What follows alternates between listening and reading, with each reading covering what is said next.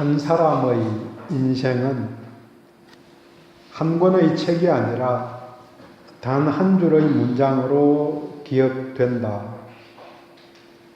세계적인 유명 잡지인 타임즈의 창간자인 헨리 루스의 부인인 클레아가 한 말이라고 합니다.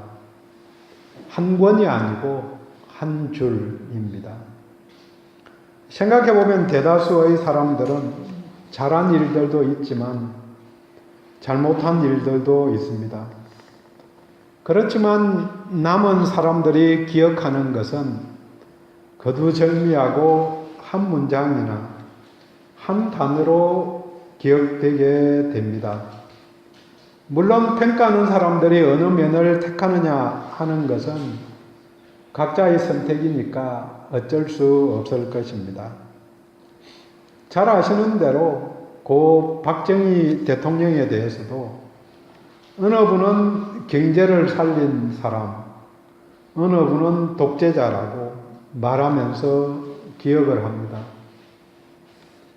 미국의 부자였던 록펠러에 대해서도 잔혹한 사업가로 그 당시에 기억하는 사람들이 많았는데 오늘 우리들은 11조 잘해서 부자가 된 사람으로 기억하는 경향이 있습니다.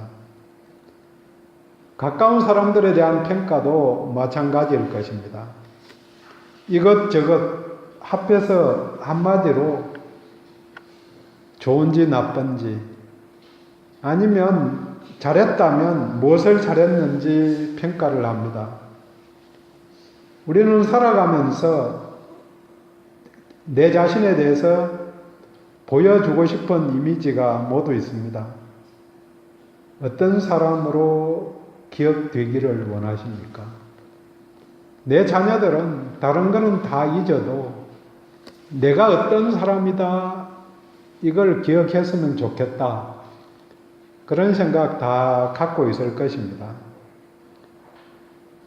언젠가는 모두 죽을 것인데 남은 가족이나 세상 사람들에게 어떤 사람으로 기억되기를 원하십니까?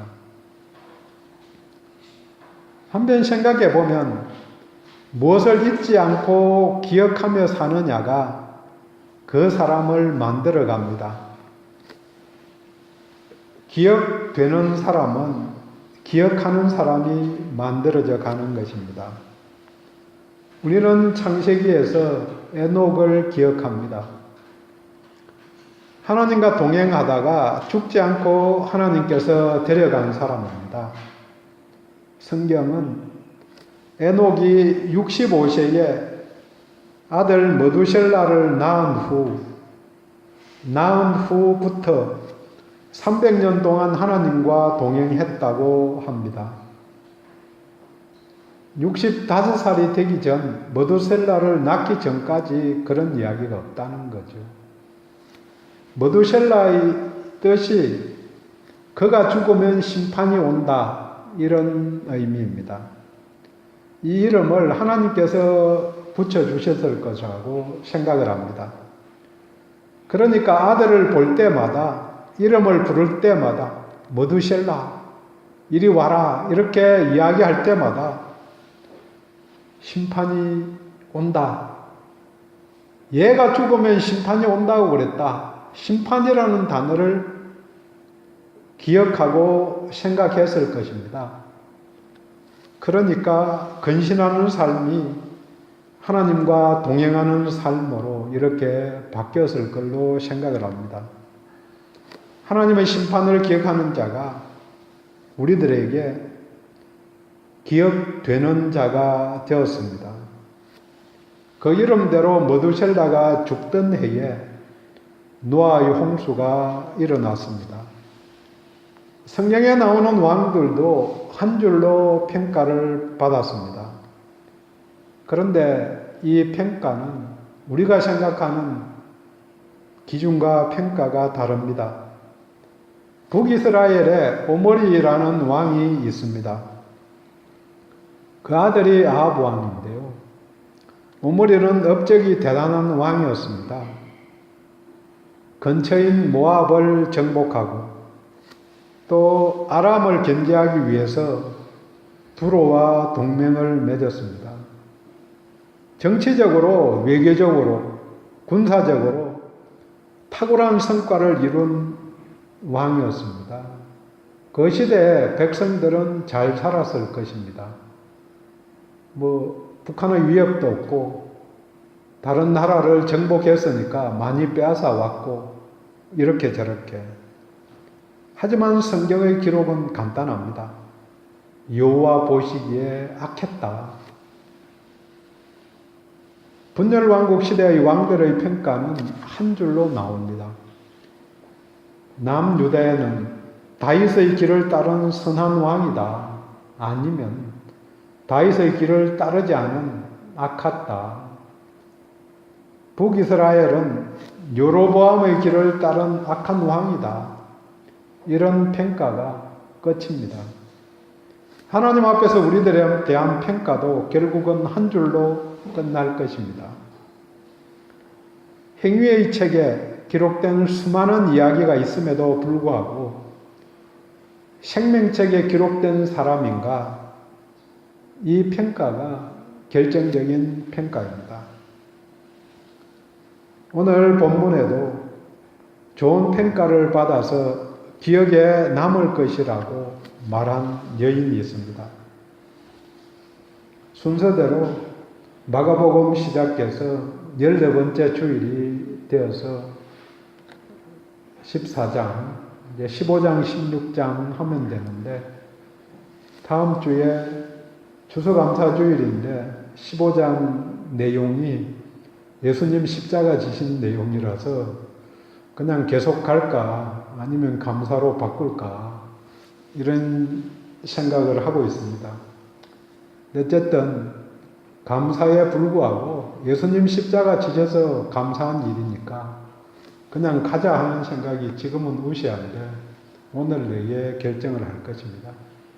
오늘 본문 바로 앞에 1, 2절은 먼저 유대 종교 지도자들이 예수님을 죽일 음모를 꾸밉니다.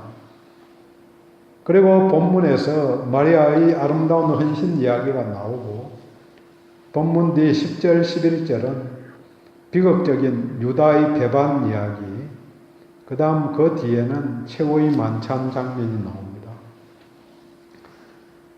전체 흐름상 주인공은 예수님이지만 마리아와 유다가 서로 다르게 조명을 받고 있습니다. 앞뒤를 보면 지도자의 음모, 뒤는 유다의 배반, 그 사이에 한 여인의 헌신하는 아름다운 이야기가 들어있는 겁니다. 그래서 정오와 배신 사이에 헌신의 아름다운 이야기, 이 아름다움이 돋보이게 되는 거죠.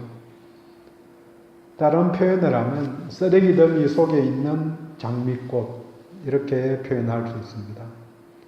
본문 내에서도 갈등 상황이 드러나면서 우리들의 마음을 책망하는 자의 편으로 인도했다가 예수님의 말씀에 따라 평가를 바꾸게 됩니다.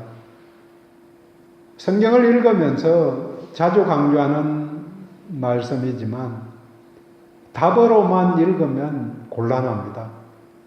윤리교과서 같이 답을 찾고 그렇게 실천하자고 접근하는 것은 어찌 보면 쉽지만 영원히 하나님의 마음을 읽지 못할 수가 있습니다. 본문에 나오는 여인과 같이 성경에 기록되어 나오는, 비록 여기에는 이름이 나오지 않지만 요한복음에서는 베다니의 마리아라고 말하는데 이 여인과 같이 기억되는 성도들이 되기를 원합니다. 나드 향유를 뿌렸는데요. 나드 향유는 고산지대인 히말라야 산맥에서 3,000m 이상의 고지에서 자라는 나드 풀의 뿌리에서 얻는 기름을 말합니다. 그러니까 향기가 나고 그래서 의료용으로, 향수용으로 이렇게 쓴다고 합니다. 향유를 담은 용기를 옥합이라고 표현했는데 지금 같으면 유리병에 담았을 건데 돌을 깎아서 향유를 넣고는 밀랍 같은 것으로 밀봉을 잘했습니다. 밀봉 기술이 발달하지 않았으니까 조금씩 새나가면은 금방 다 날아가고 말 것이기 때문에 밀봉을 아주 잘 한 것이죠.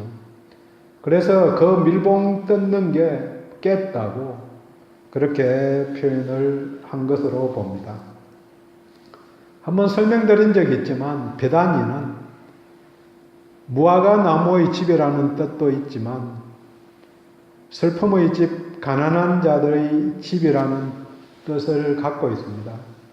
그 다음 위치상으로 예루살렘에서 3-4km 밖에 안 떨어진 동네이니까 예루살렘에서 살지 못하는 가난한 사람들이 그 동네에 살았다고 그렇게 생각을 합니다.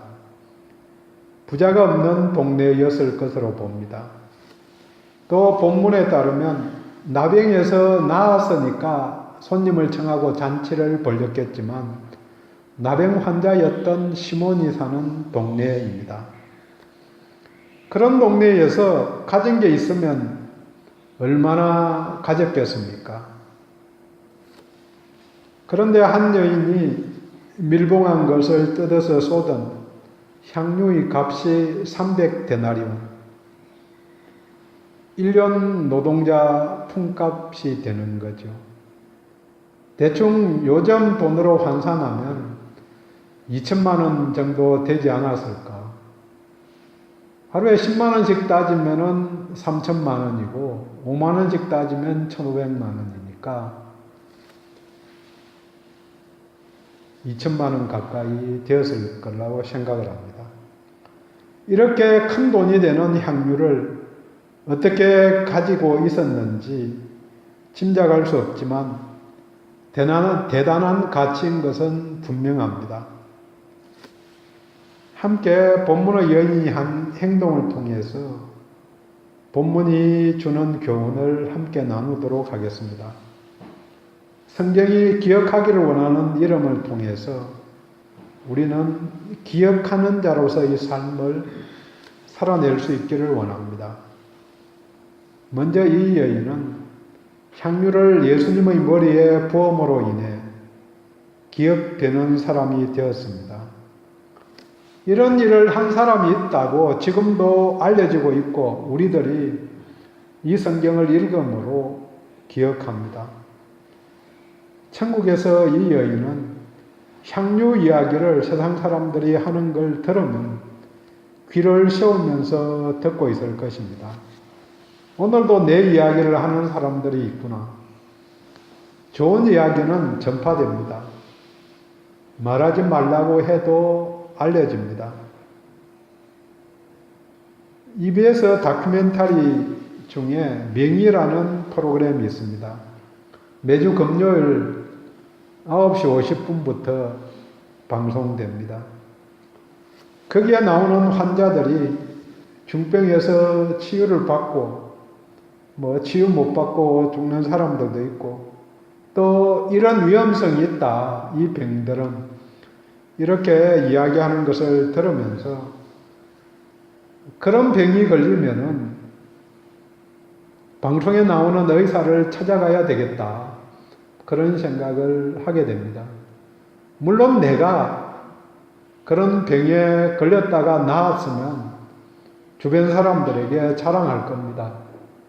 간증도 하고 하면서 내가 아팠는데 이건 먹고 나았다. 이 의사 만나서 나았다.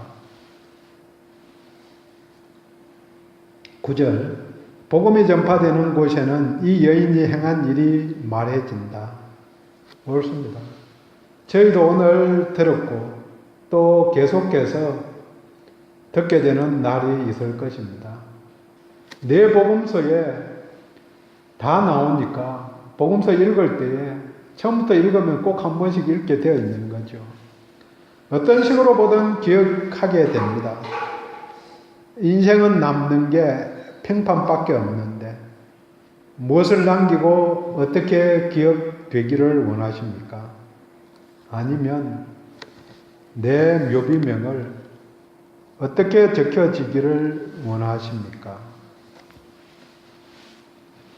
오늘 본문은 이 여인으로 말미암아 베다니의 가난한 집, 마구간 같은 집에 향기가 넘쳐나게 되었습니다. 악취가 시 사라지지 않듯이 향기도 그냥 빠져나가지 않고 며칠 지속되었을 것입니다. 사람들을 보면 향기 나는 인생이 있고 악취를 내는 인생이 있습니다. 우리 하나님도 향기를 아주 좋아하셔서 제사 중에 불에 태우는 제사를 화제라고 이렇게 이야기하는데 하나님께 향기로운 냄새라 이렇게 표현합니다. 그 냄새를 하나님이 맡으시고 제물을 받아주십니다. 나는 주변 사람들에게, 가까운 형제 가족들에게 어떤 사람으로 기억되고 어떤 냄새를 내는 자인가? 바울은 말합니다. 고린도후서 2장 15절에 우리는 구원받는 자들에게나 망하는 자들에게나 하나님 앞에서 그리스도의 향기니 이 사람에게는 사망으로부터 사망에 이르는 냄새요 저 사람에게는 생명으로부터 생명에 이르는 냄새라. 그런데 예수님이 이 여인을 칭찬한 것은 자신에게 좋은 일을 하였기 때문이라고 말씀하십니다. 6절 그가 내게 좋은 일을 하였느니라. 좋은 일을 한 사람을 본인은 기억합니다. 자신에게 좋은 일을 한 사람을 기억하는 것, 또 은혜 입은 은혜를 기억하는 것은 당연합니다. 은혜를 잊은 사람을 배은망덕하다고 다 비난합니다. 그런데 예수님이 칭찬한 예수님께 좋은 일이 무엇일까요? 그 내용을 8절에 말합니다. 그는 힘을 다하여 내 몸에 향유를 부어 내 장례를 미리 준비하였느니라. 예수님께 일어날 일을 미리 알고 준비해 준 것입니다. 이 여인이 어떻게 알았겠느냐 하는 생각을 합니다. 제자들에게는 내가 십자가를 지고 죽어야 한다. 그래서 그 일을 위해서 내가 예루살렘으로 올라간다. 이렇게 3번씩이나 이야기했지만 몇 번 들으셨지만 제자들은 누가 우의정되고 누가 좌의정되느냐 이런 데 관심이 많았다. 못 알아들었는데 어떻게 이 여인은 알게 되었을까요? 이 본문을 읽으면서 저도 처음에는 그렇게 이 여인이 알고 행동한 게 아니고 예수님이 해석을 그렇게 했을 것이다. 어떻게 남이 어떻게 행동하든 긍정적으로 좋게 받아들였을 것이라고 이렇게 생각을 했습니다. 하지만 요한복음에서는 마리아라고 베다니에 사는 마리아라고 그 마리아는 마르다의 자매인 마리아 또 나사로의 누이였던 마리아입니다. 마리아 하면 생각나는 게 예수님의 발치에서 예수님의 말씀을 경청한 여인 앞에 앉아서 예수님의 말씀을 적극적으로 들으려고 그런 사람이라면 예수님께서 말씀하신 것, 지나가면서 들은 이야기라도 예수님이 십자가를 지기 위해서 오셨겠다. 이걸 받아들였을 걸로 생각을 합니다. 그래서 장례를 준비할 수 있었겠다 이런 생각을 하게 됩니다. 남들을 자세히 살피면 한 번씩 뉴스에서 나올 때 자살하는 사람들 이야기들을 합니다. 자살하는 사람들은 어느 날 갑자기 그냥 자살하지 않는다고 이야기를 합니다. 내가 죽겠다 이런 표현을 한다는 거죠. 그런데 가까운 가족들은 그 사인을 못 읽는 거죠. 내가 자살하겠다 이렇게 말은 안 한다는 거죠. 그렇게 말을 하면은 알아듣고 뭔가 이야기를 할 건데 그렇게 안 하고 자기는 사인을 보내는 거죠. 계속해서 어떤 말들을 하는데 내가 힘들어서 죽겠다, 죽어야겠다, 나를 받아들이는 사람이 아무도 없다, 외롭다, 괴롭다 이런 이야기들을 어떻게든 표현을 계속해서 하는데 알아달라고, 안아달라고, 위로해달라고. 그런데 가족들이 그 사인을 못 알아채니까 결정을 했다는 거죠. 그 이야기를 들으면서 캐치하는 사람들이 있거든요. 그런 걸 예민하게 받아들이는 사람들. 이런 사람들은 예민하게 생각을 해서 그렇게 할 건데, 그런 면에서 여성들이 남의 마음을 잘 이해하는 쪽이 조금 더 잘하는 걸로 생각을 합니다. 물론 남성들 중에서도 그런 사람들도 잘 받아들이는, 그 감정을 읽는 사람들이 있는데, 어찌되었든 이 여자는 예수님 발치에서 경청하는 게 습관이 되어 있었기 때문에 예수님이 무슨 말씀을 하시나 이렇게 알아들었기 때문에 죽으러 간다 이것도 헛되지 않고, 예수님이 사실 그렇잖아요. 내가 죽으러 간다 이렇게 이야기를 해도 예루살렘에서 무슨 죽을 일이 있나 이렇게 생각하겠죠. 선교사로 저기 이슬람권에 가서 나는 복음을 전하겠다, 아니면 북한에 들어가야 되겠다, 어떻게든 지금 그러면은 가지 말라고 말리고 그렇게 할 건데,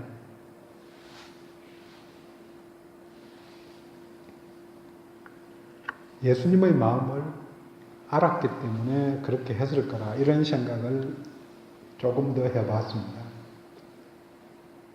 이 사람이 한 행동의 핵심이 예수님의 필요를 채워준 것이고, 이게 칭찬의 요인이고 좋은 일로 인정받은 것입니다.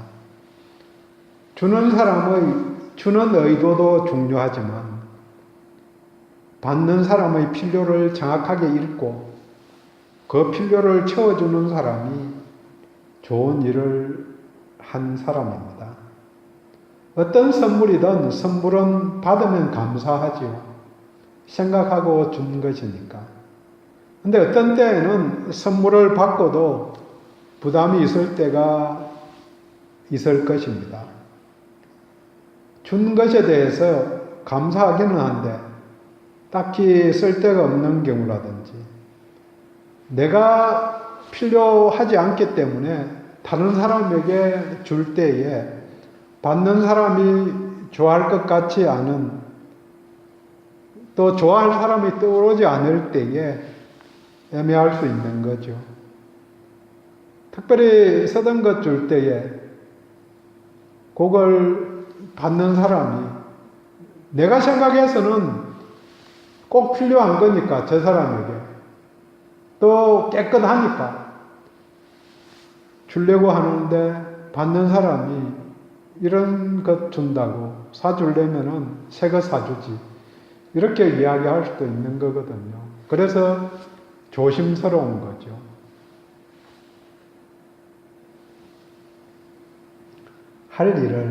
일어날 일을 대비해서 준비를 해준 사람, 필요를 채워주는 사람이 되기를 원합니다.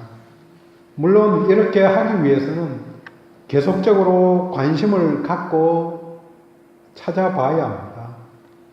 그럴 때에 받은 사람이 감동하게 될 것입니다. 준비 중에서 죽음에 대비해서 주는 선물이 가장 귀한 것입니다. 잠시 사용할 게 아니고 영원한 시간에 누리는 것이기 때문입니다.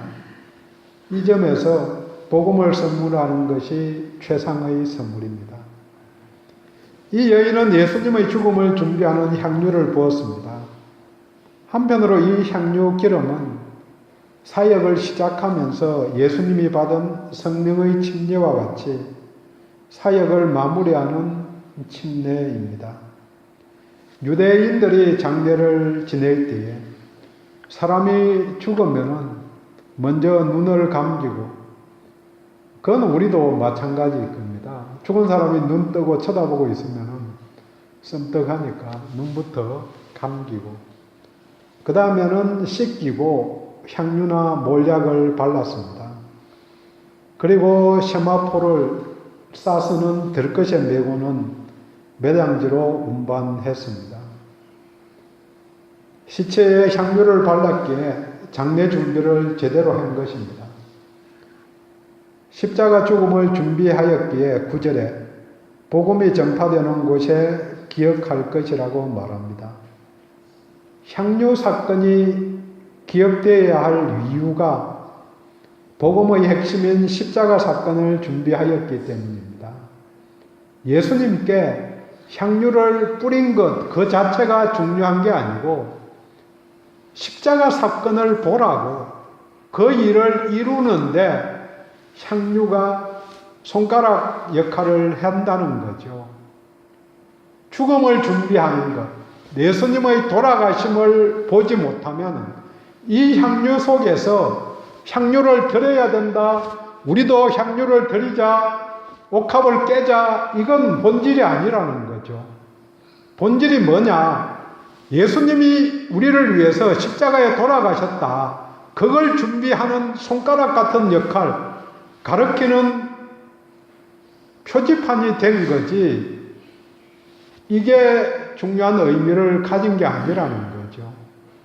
말씀을 읽을 때에 윤리적으로 이 사람이 했으니까 나도 하자, 이게 중요한 게 아니라는 거죠. 그걸 통해서 어떤 하나님을 볼 거냐, 하나님을 만날 거냐, 그걸 못 보면은 의미 없는 이야기라는 거죠.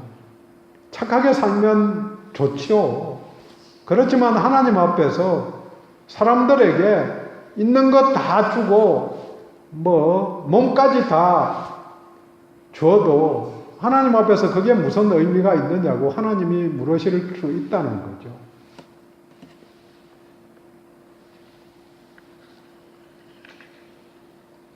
결국 예수님을 기억나게 하는 사건, 기억나게 하는 사람이 기억되게 되는 것입니다. 주님께 좋은 일을 하는 자가 되기를 원합니다. 그러려면 예수님을 생각해야 합니다. 온전케 하시는 예수를 바라봐야 합니다. 지속적으로 보면 원하는 것을 찾아낼 수 있습니다. 내 생각과 예수님의 생각은 다릅니다. 세상이 추구하는 길과 예수님이 가시는 길이 완전히 다릅니다. 마가복음은 길이 주제이기도 합니다. 십자가를 향해 나가시는 길이 예수님의 길입니다. 그런데 누구의 필요를 채우고 누구를 섬겨야 하느냐 하는 질문에서 본문을 잘 읽어야 합니다. 분명한 것은 함께 있는 자를 섬기는 것입니다. 가난한 자를 섬겨야 하나, 아니면 예수님을 섬겨야 하냐, 교회 일을 해야 하느냐, 세상 사람들을 돕는 일을 해야 하느냐, 이게 다 어리석은 질문입니다. 당연히 둘 다 해야죠. 하지만 어느 경우에는 우선순위가 있는 것도 잘 압니다. 예배드림이 중요하지만 예배드리러 오다가 눈앞에 불난 집 보면은 119에 연락부터 하고, 그 속에 있는 사람 구할 수 있으면 구하고, 불을 끌 수 있는 길이 있으면 끄는 노력을 먼저 하는 게 당연하지요. 물론 드리지 못한 예배이기 때문에 예배의 은혜로 살아가는 성도들은 주님을 기억하고 기도하고 혼자서라도 찬양하고 말씀을 읽는 노력이 필요함은 당연합니다. 복음서는 가난한 자, 소자 하나에게 한 것이 예수님께 한 것이라고 가난한 자, 소외된 자, 죄인과 세리들을 자신과 동일시하시는 예수님의 모습을 봅니다. 그런데 살아가면서 자신의 모든 것이라 표현할 수 있는 향유를 깰 때가 있습니다. 어떤 사람은 다 모은 것을 결혼식 때, 어떤 사람은 장례식 때, 어떤 사람은 남들을 위해 사용하는 것입니다. 물론 대부분의 사람들은 자녀들에게 남겨주는 것이죠. 그런데 옥합을 깰 때마다 우리는 허비하는 것이 아닌가, 낭비하는 게 아닌가 생각하게 됩니다. 본문에서도 말합니다. 4절 5절에서 2천만 원이나 되는 돈을 가난한 자들에게 주면 얼마나 도움이 되겠는가. 지금 우리에게 2천만 원이 아주 큰 돈이 아닐 수 있지만 그때 그들에게는 평생 만들 수 없는 사람들이 대부분이었습니다. 더 유용하게 사용할 수 있겠다. 이렇게 생각하면 허비가 되는 것이고 조금만 쓰면 되지 모두 다 사용할 수 필요가 있느냐고 생각하면 낭비가 되는 것입니다. 어찌하여 이 향유를 허비하는가? 가난한 자들을 위해서 요용할 수 있는데 그냥 부었으니까 허비하는 것입니다. 가난한 자들을 생각하는 것은 중요합니다. 하지만 주님의 필요를 먼저 찾아가는 것이 더 중요한 일입니다. 어느 때에는 낭비한다고 허비한다는 비난을 들을 수 있습니다. 책망을 들을 수 있습니다. 여기서 중요한 것은 구원의 실체를 먼저 봐야 하는 것입니다. 예수님의 사건만이 구원의 실체입니다. 가난한 자들을 돕는 것 필요하지만 구원의 실체가 아닙니다. 정리합니다. 기억하리라. 기억나게 하는 사람, 기억하는 사람. 이 세대에 예수님을 기억하게 하는 사람, 기억나게 하는 사람이 필요합니다. 기억나게 하려면 본인이 기억하는 사람이 되어야 합니다. 손발이 없어진 예수님을 생각하며 내가 예수님을 드러내면 세상이 우리를 통하여 예수를 기억하게 될 것입니다. 기도합니다.